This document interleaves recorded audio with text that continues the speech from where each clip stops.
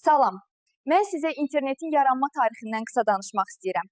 İnternetin əsası 1960-cı illərdə atılıb və ABŞ-da ARPANET layihəsi ilə kompüterlər ilk dəfə bir-birinə qoşuldu.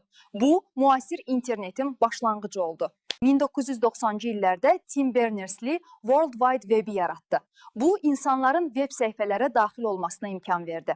2000-ci illərdə sosial şəbəkələr, Facebook, YouTube, Instagram və digərləri olar, interneti insanların gündəlik həyatının bir hissəsinə çevirdi. Bugün internet milyardlarla insanı birləşdirir. Onun köməyi ilə biz öyrənirik, işləyirik, əylənirik və ünsiyyət qururuq. Süni intellekt, bulut texnologiyaları və 5G kimi yeniliklər internetin gələcəyini daha da maraqlı edəcək.